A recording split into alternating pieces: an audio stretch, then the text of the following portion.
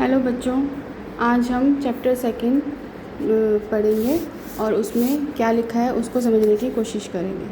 Chapter second है स्वयं को समझना या मुझे मैं कौन बनाता है। मतलब हमें ये पता होना चाहिए कि हम कौन हैं और हमारे अंदर क्या अच्छाइयाँ हैं और क्या बुराइयाँ हैं।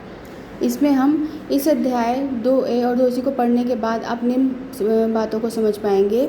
स्वयं को समझने का महत्व तथा स्वयं की सकारात्मक अनुभूति के विकास के महत्व का विवेचन करने में, उन कारकों की सूची बनाने में जो स्वयं की पहचान तथा स्वयं के विकास पर प्रभाव डालते हैं। यह विश्लेषण करने में कि किशोरावस्था में स्वयं की पहचान और स्वयं के विकास के लिए स्वयं को जानना कितना महत्वपूर्ण क्यों है। शैशवावस्था, बाल्यावस्था और किशोरावस्था के दौरान स्वयं की विशेषताओं का वर्णन करने में। अब हम बात करते हैं, जैसे कि आपको पता होगा कि हम कई बातों में हम काफ़ी सब बातों में अपने माता पिता, अपने भाई बहनों या अपने रिश्तेदारों से मिलते जुलते हैं, परंतु कुछ बातें ऐसी भी होती हैं जिसमें हम अपना व्यक्तित्व अलग रखते हैं, जिसमें हम मतलब और लोगों से अलग होते हैं। कुछ ऐसी चीज़ें होती हैं जो हमें और लोगों से अलग बनाती हैं। यही हमारी स्वयं की पहचान है, यही अनुभूति, इसको ही हम कहेंगे कि यही अनुभूति है जिसमें हम स्वयं को पहचान कर सकते हैं या स्वयं को एहसास को जगा सकते हैं। किशोरावस्था जो ऐसी अवस्था होती है जिसमें हमें अपने आप को जानने की बहुत अधिक जिज्ञासा होती है। हम ये बहुत अधिक उस पर जानना चाहते हैं कि किशोरावस्था में कि हम कौन हैं। अब इसमें देखिए, स्वतत्व या व्हाट इज़ सेल्फ। स्वयं की अनुभूति का अर्थ है यह अनुभव करना कि हम कौन हैं और कौन सी बातें हमें दूसरों से अलग बनाती हैं।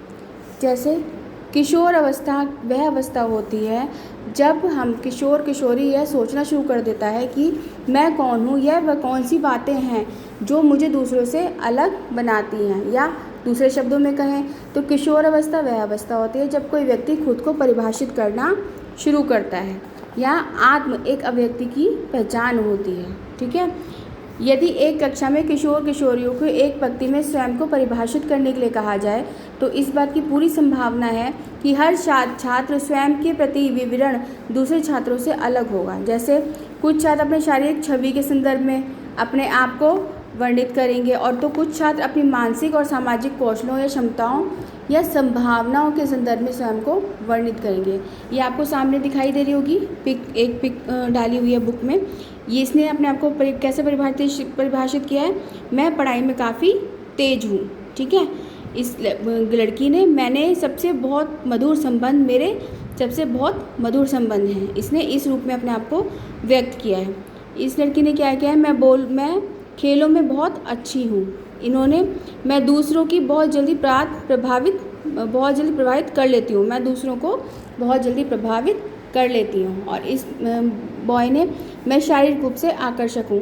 मतलब इसमें आपने देखा होगा सबने अपने अपने बारे में अलग अलग बातें कही हैं, कोई भी एक बात एक दूसरे से समान नहीं है। उपरोक्त चित्र और उदाहरण में किशोरों द्वारा स्वयं को विभिन्न आयामों में वर्णित करने से यह सिद्ध होता है कि हर व्यक्ति का स्वयं के बारे में अलग अलग दृष्टिकोण या आयाम होता है। आमतौर पर स्वयं को निम्नलिखित आयामों में वर्णित किया जा सकता है। सबसे पहले हम आ जाते हैं व्यक्तिगत आयाम, फिजिकल डायमेंशंस। व्यक्तिगत आयाम वे पहलू हैं जो केवल व्यक्ति से संबंधित होते हैं। स्वयं के व्यक्तिगत आयाम में निम्नलिखित शामिल हैं। सबसे पहले तो शारीरिक आयाम मतलब फिजिकल डायमेंशंस।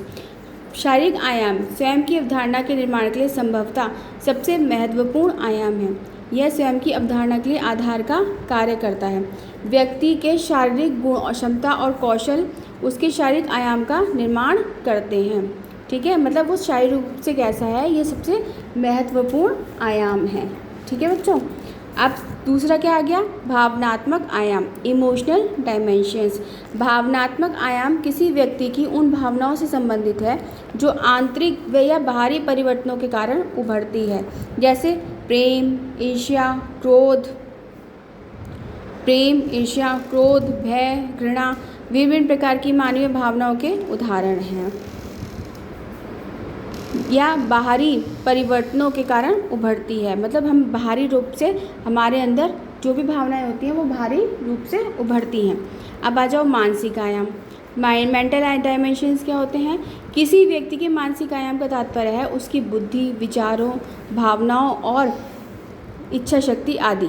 मतलब वो कैसी उसके अंदर बुद्धि है, वो तीव्र बुद्धि है या मंद बुद्धि है या मध्यम है, उसके विचार कैसे हैं कि वो क्या सोचता है, उसकी बातें कैसी हैं, या उसकी भावनाएं कैसी हैं, या उसकी धारणाएं कैसी हैं, और उसकी इच्छा शक्ति, मतलब उसके अंदर इच्छा शक्ति है या नहीं है। अब दिया गया आध्यात्मिक आयाम। आध्यात्मिक आयाम में क्या है? Spiritual dimensions. आध्यात्मिक का तात्पर्य व्यक्ति की भीतरी शक्ति, ऊर्जा से है, जिसे हम अक्सर आध्यात्मिकता कहते हैं। इसे आंतरिक आवाज़ के रूप में भी समझा जा सकता है। ठीक है बच्चों। अब सेकंड हम आ जाते हैं सामाजिक आयाम, सोशल डायमेंशंस।